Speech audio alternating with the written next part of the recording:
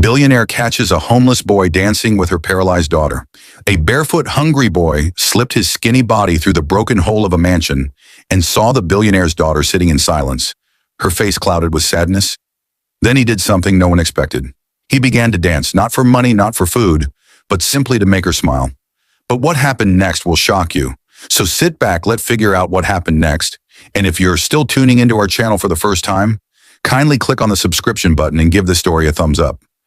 In the heart of the city stood a mansion so grand that people often stopped on the road just to stare at it. The walls were painted white, the gates shone like gold, and tall palm trees lined the compound like royal guards. To outsiders, the mansion looked like a palace of joy, but inside, sorrow ruled like a king. This was the house of Chief Okafor, one of the richest men in the land.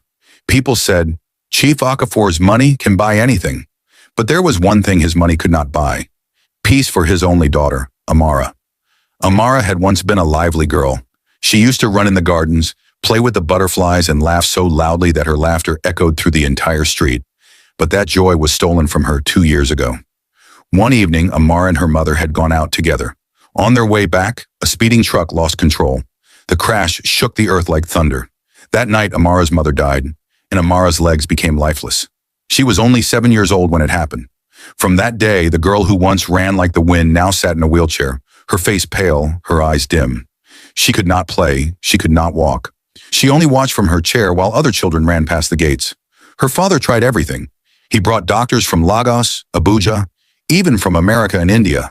They examined her, tested her, treated her, and gave him bills worth millions. But after all the pain and money, they shook their heads and said, "We are sorry, sir. Your daughter may never walk again." Chief Okafor's heart broke. Every night he prayed. Every morning he wept secretly in his room. He had cars, servants, companies, and wealth, yet none of it could restore his daughter's joy. Amara too cried silently.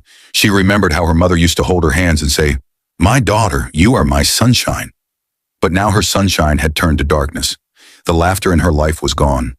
Day after day she sat outside the mansion, staring at the gate, watching the world move while she remained still.